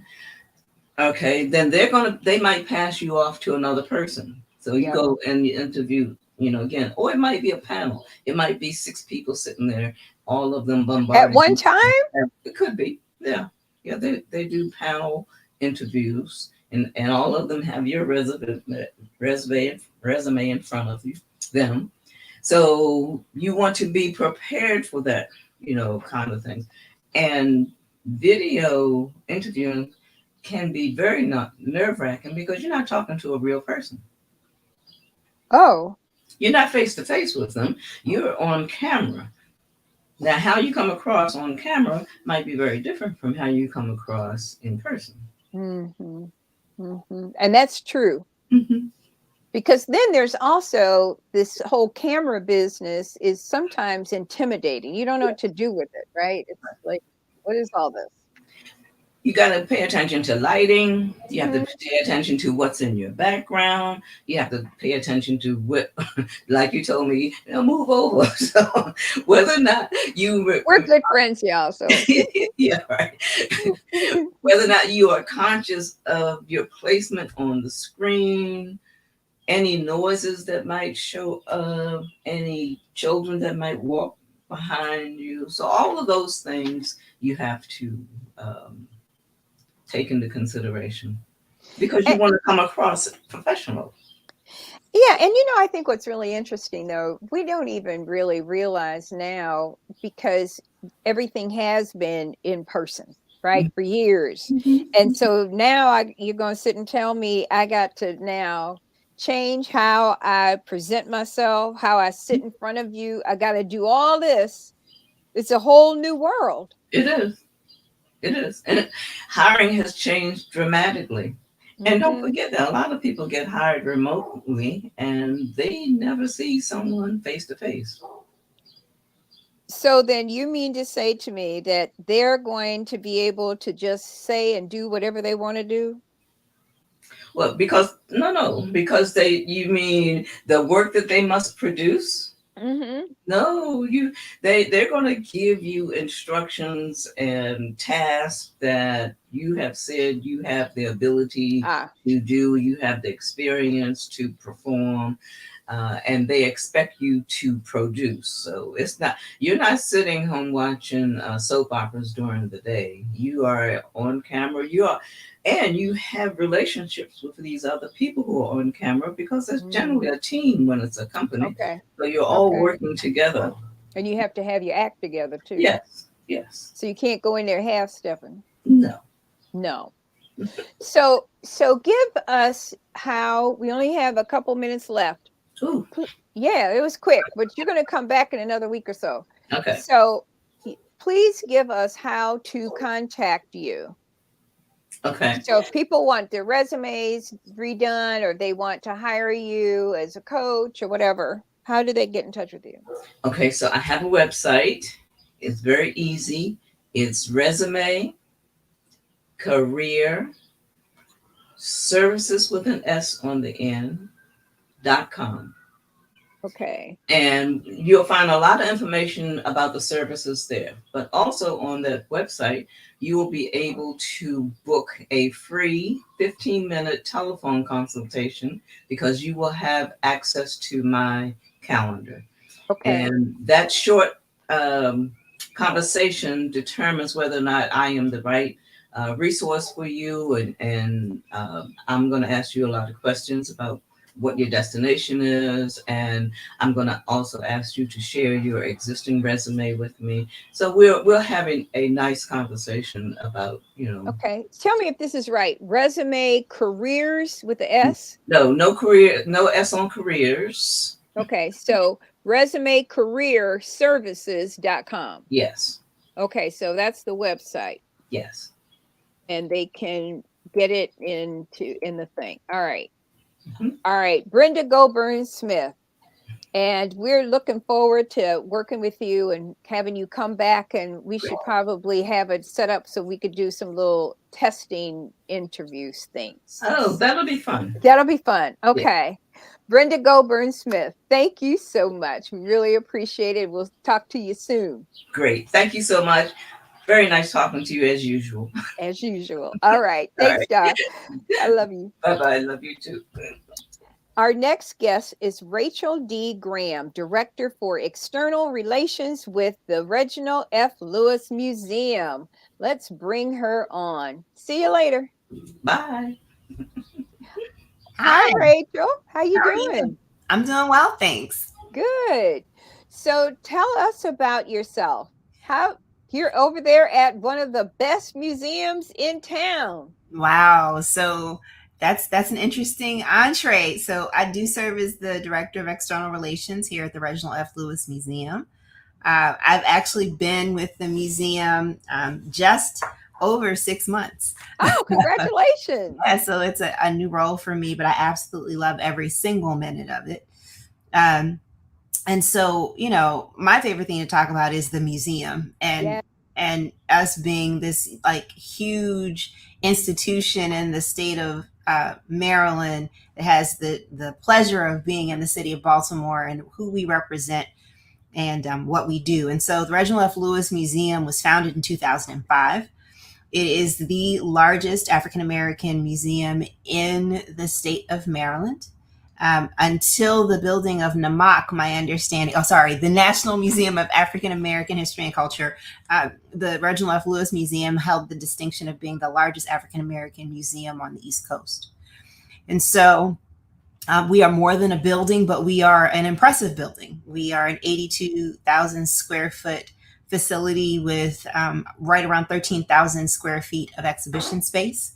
We also provide space for events, both ones that we put on, as well as folks from throughout the community, as well as the corporate world rent our facility. We also partner with nonprofits to do events here as well. And so we are entrusted to be the custodian, if you will, of the accurate depiction of the history of folks from the diaspora who live here in the state of Maryland. And we like to really emphasize that we are a state museum, and that we cover more than just Baltimore City and Baltimore County, but we talk about Dorchester, we talk about all along the Eastern Shore. And so it's a beautiful facility. We have a permanent collection that is displayed on our third floor. And then we also host a multiplicity of rotating exhibitions, a couple of which we're really excited about right now. Since February, we've had the Men of Change, Power, Triumph, and Truth exhibition here. It is on loan to us from the Smithsonian Institution Traveling Exhibition Services, and it's made possible by the Ford Motor Company Fund. It is a beautiful exhibition that works to correct the narrative around African American men and their contribution to history and culture. And so it's a piece that has to be experienced. And so you have, in addition to these huge structures with lighted panels that tell stories and include quotes from about 60 African American men throughout the timeline of history. We say they have everyone from Frederick Douglass to Kendrick Lamar, but you also have depicted in beautiful works of art 24 African American men. And these pieces of artwork are truly impressive, and we are very blessed to have them here at the Lewis Museum. So we have notable artists such as Derek Adams from right here in the city of Baltimore, who was selected to interpret Kendrick Lamar. We have pop culture artist Knowledge Bennett, who has been selected to depict folks known as catalysts. And that's a broad spectrum of men who have given up their lives to bring about change through history. We have the whole gambit of art, from the realistic to the highly subjective is reflected in these pieces. And so it's been here since February. We're looking forward to holding it here until the summertime, maybe looking at expanding until September. And so that's been here. We've been very excited around the reaction, but we really want more people to come out and see it. We really believe that it's truly a gift for us to have it here. And really, we want to impress upon folks to bring young men to kind of understand that we are not the lump sum of what we see in the media, that Black men are doing amazing things and have been doing amazing things for hundreds of years, if you will. And so that's one of our traveling exhibitions. And then we just opened an exhibition called All on the Court, an installation by Crystal Seawood. And that piece is very unique. And so the purpose of that installation is to really kind of talk about the safe spaces that Black masculine presenting youth have. And 9 times out of 10, you're going to find them on the court, and it's more than just they're athletes, but it's a safe space. It's a place for them to unwind and really be their absolute best. And so Crystal Seawood is an amazing artist who has brought together a number of things. They've done kind of these interactive jigsaw puzzle pieces. And I keep telling people there's about 4,000 sneakers on the wall, but it's not that many. But she has collected sneakers from all across various spaces within Baltimore and other places, and there are QR codes on those sneakers that actually help you find out the story behind them and the person that wore them. Oh, that's cool. Yeah, there's a multimedia piece, there's a documentary that's included. So it's an amazing piece that we're really excited to have here. And that's all a part of something we're kicking off now. It's our summer theme, and it's called You Play Too Much. And so it's, that's one of those vernacular things you find in our community where No question. play too much. Well, what we're talking about is this sense of play within the Black community, both literally and figuratively. And so what does it look like to talk about utilizing play and playfulness to deal with the realities that we have to deal with as African Americans in this world? And so All on the Court is a symbol of that. It talks about actual literal play with basketball, but it also talks about, what it means to unwind and find safe spaces and comfortable spaces to be our absolute best selves. Taking that theme a little bit further, on the 30th of June, we will be hosting a panel conversation called Racing Forward that talks about African American athletes and racial justice initiatives. That conversation is going to be moderated by Keith Clinkscale. Oh, great. Absolutely. So local folks will be a part of this conversation. He will be moderating a panel that will include, I always have to refer to my notes to make sure I get everybody right. That's fine. Noted journalist Bill Roden will be with us. We'll also have, I think it's Lynn Elmore, as well as Bart Scott. And they're going to be talking about the social justice movement, past, present, and future, that's been reflected within sports. And that is directly as a result of, there's a piece or kind of a focus within Men of Change that talks about the Cleveland movement. And that was, I don't know if you're familiar with that, but that's what is it? Muhammad Ali came together. It was the Cleveland Summit, actually. Okay. And Muhammad Ali and other African-American athletes came together and really drew attention to racial injustice. And so this is not, Colin Kaepernick is a phenomenal example of kind of this continuing the legacy of racial justice awareness. And we saw this actually in the wake of Freddie Gray with NBA players. So they're having this conversation about this continuing thread of racial justice conversations amongst African-American men in sports. And so, again, talking about playfulness, but also addressing what it means to be Black and in America. In America. And so in looking... So you talked about the shoes, and we're talking about all the athletes, and I think the building is actually, it's phenomenal there, right? And is the restaurant still open? So can we still? It's not there. We no longer have the cafe. That is a question that we get asked. Probably 1 out of 5 visitors that come to see us is, where's the cafe? But at this time, we no longer operate the cafe.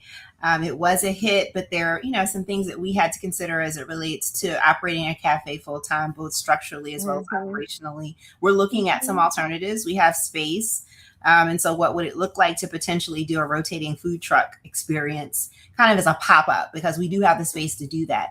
Speaking of food, just yesterday, we celebrated the Juneteenth commemoration, if you will. And we had a phenomenal demonstration from Black Sauce. I think his name is Darian Motley. And he came, and there was a curried goat fried rice. Why didn't you call me? You didn't call me and tell me about no curry. Are you on our mailing list? Apparently not. If I didn't come and get the curry. Well, let me tell you, he will be back, because there was some barbecue on a biscuit, and there was goat fried rice, and it was phenomenal. It was phenomenal. There was a line. There's an alley along the side of the museum, and the line was literally doubled around. Like they went around the alley. It was phenomenal. It was phenomenal. That's wonderful. That's wonderful. One of the things I think I really like about it is, do we still have the little bookstore that was in place and all that? Yes, we do. Our museum shop is still open. You can find books. You can find inspirational T-shirts. We just had the Alpha Kappa Alpha Sorority Regional Conference, and we had all types of pink and green things during the holidays. We actually did a holiday activation where we had a cooking demonstration, but we also highlighted cookbooks. And so it's still there. we're looking to expand it. And so the goal would be that as we have, themes like You Play Too Much and various exhibitions that come in, that we would make sure that we, have the books of the authors there, that we have themed t-shirts and things of that nature that we can provide to visitors, because, you want them to literally take the experience with them. So the bookstore is still there. It's going and blowing, but we are always looking for ways to improve and make things better. Mm-hmm. Well, I think it's really critical. I was so grateful that they were able to put the museum right in the middle of the whole Inner Harbor business, right? Absolutely. And I think that's been impactful. So one, I'm just really grateful to hear that the museum is doing well and thriving. That's huge and very important. Very important. How do you see, or is the top 3 or 4 things that you would like for our audience to be able to do with the museum? Wow. Filling in the shoes of our executive director, the first and foremost thing is consider being a member.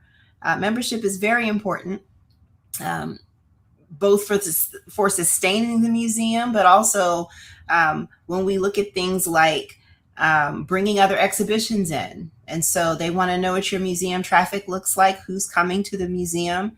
And that helps to sell us as an ideal location for exhibitions like Men of Change. Mm-hmm. And so that's the first thing. Membership is attainable. It's a pretty decent number, or decent amount as it relates to other museums. And so always consider being a member. I would say that tell your friends that both live in the area as well as outside the state of Maryland that this is a place to come and visit. One of the things that we've had conversations about recently is kind of positioning the city of Baltimore and the state of Maryland as a destination for cultural offerings. I think we're one of the best kept secrets on the East Coast. We are nestled, interestingly, between DC, Philly, and New York.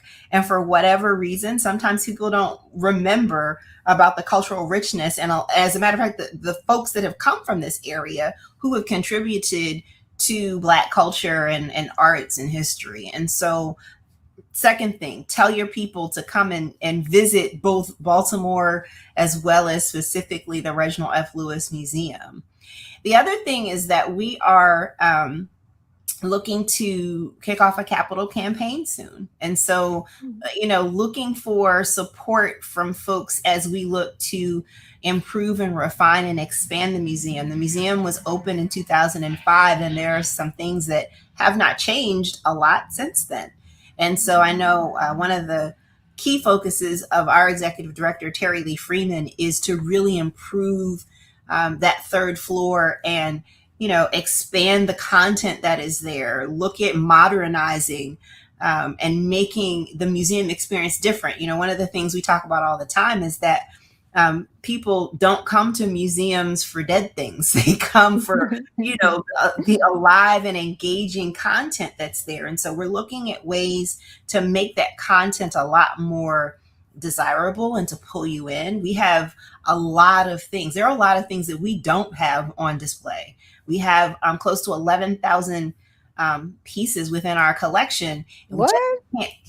And we just can't show them all because we don't really have the space. And so, I would think the third thing would be, for folks that are in the corporate community and foundations and things of that nature, to really look at supporting the museum as an investment, if you will.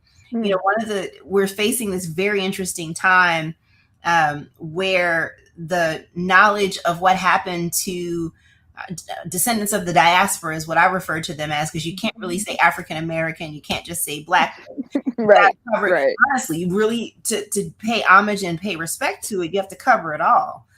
Because when you say African American, you're leaving out several folks that are from the Caribbean. So, descendants of the diaspora, the knowledge of who we are and what we contributed to society is honestly under attack.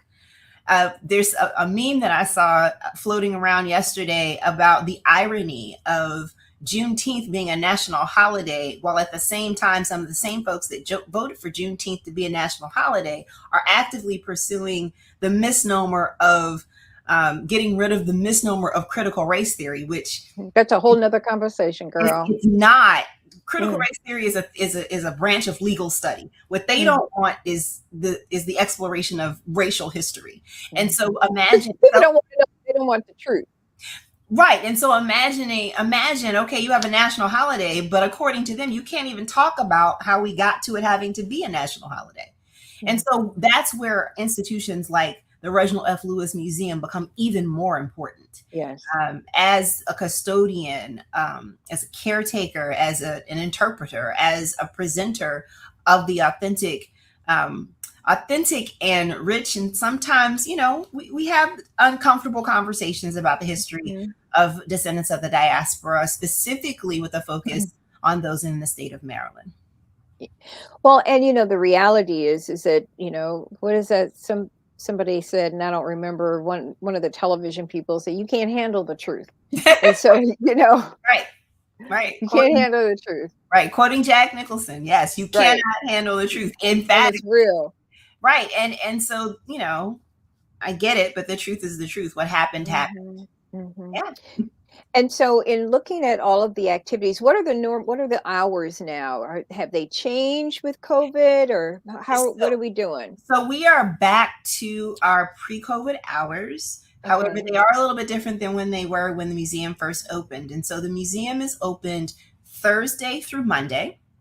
Okay. On Mondays, Thursdays, Fridays, and Saturdays, we're open from 10 until 5.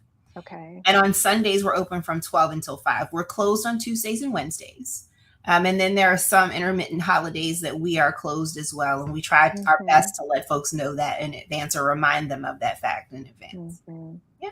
So, but people can rent the space, and you have the capacity on that second floor, and there's room on the third floor for different rentals. So sometimes you can have 2 or 3 events going on at the same time. Right. We tend not to rent the third floor, but there is the fourth floor that is affectionately known as the penthouse. Okay. We have a boardroom, we have a conference room, we have a common area, we have the terrace that overlooks President Street, and then we also have a distance learning lab, which was generously provided to us by Verizon a few years ago.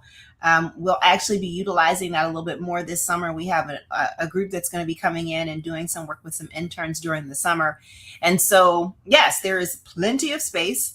There's actually space on the first floor. So today, even though we were closed, we're doing rentals on non-traditional museum rental days. And so we actually had 3 concurrent events running here at one time. That's wonderful. We have a classroom. We have what used to be the cafe is now flex space. So we do programming there. Of course, like you said, we have the second floor lobby that we utilize. We have a theater.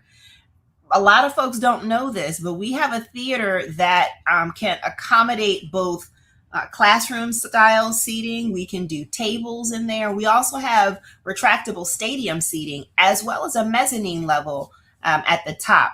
And so, yeah, we hosted the Moonshot event with T. Rowe Price recently. As a matter of fact, this weekend, we just hosted the Men of Courage Leadership Forum with the Ford Motor Company Fund. And so, yeah, we've got plenty of space to do rentals. And depending upon the situation, we even do community partnerships where we will provide the space free of charge. Mm-hmm.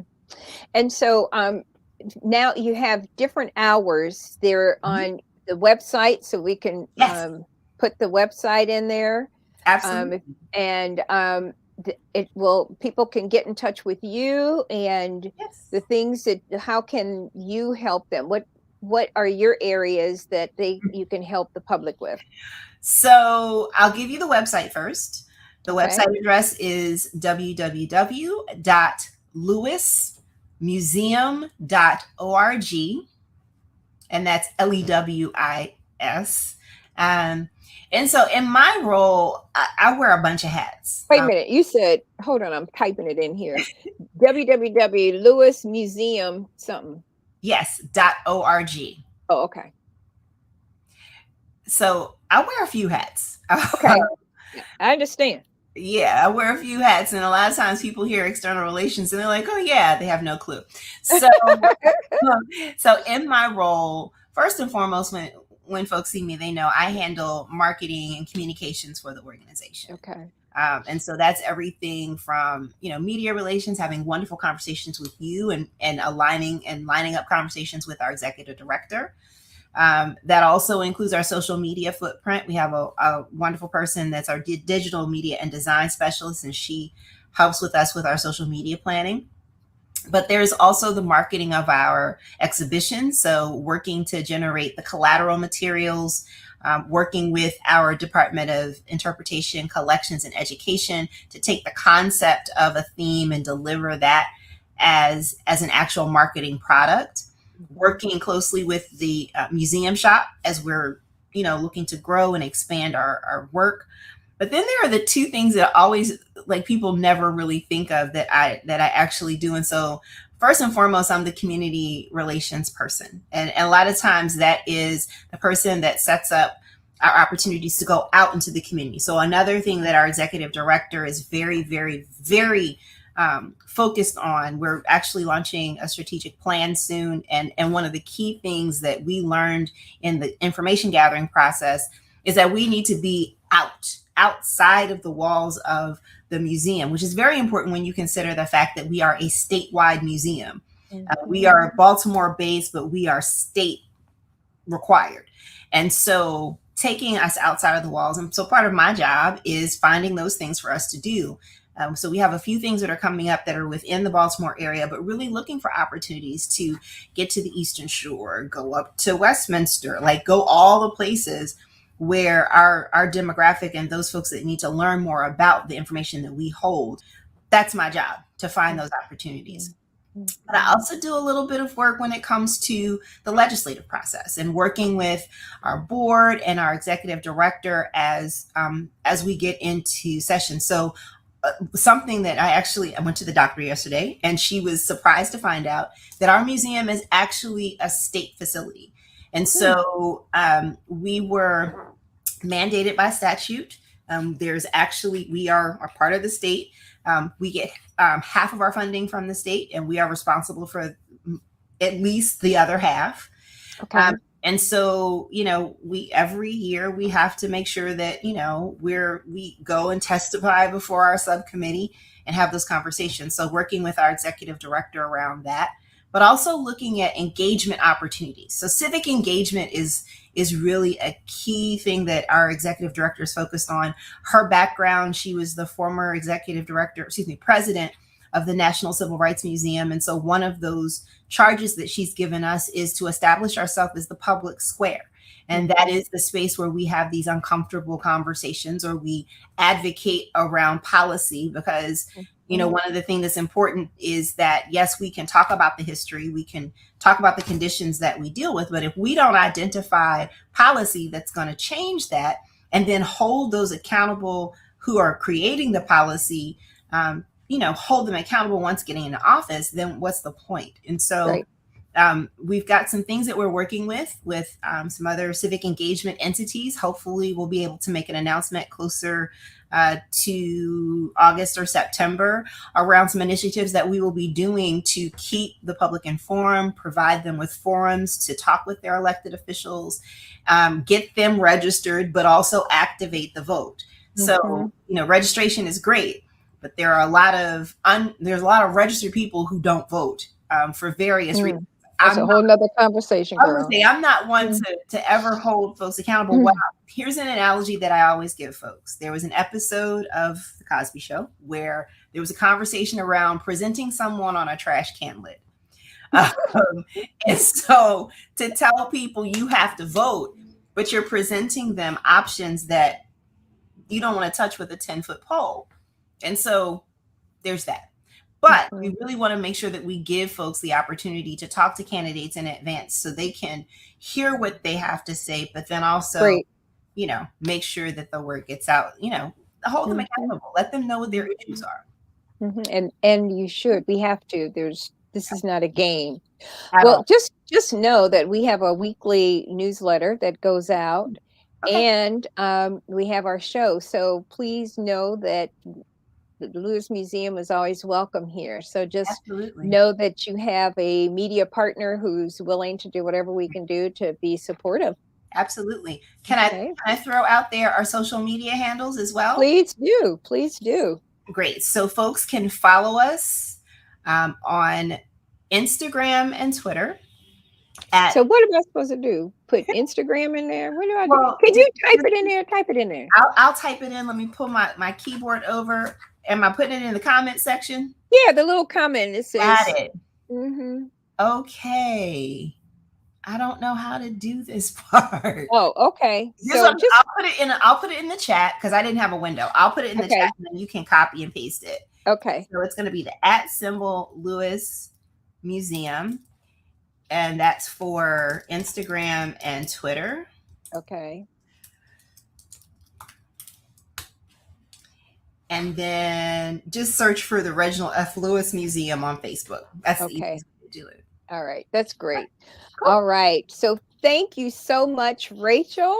Absolutely. It's wonderful meeting you. Marsha, it was And a pleasure to be with you. Thank you for the opportunity. yes, and know that we are here for you. Absolutely. Know that we are here to support you, whatever we can do. Absolutely. And we're very excited that you're here.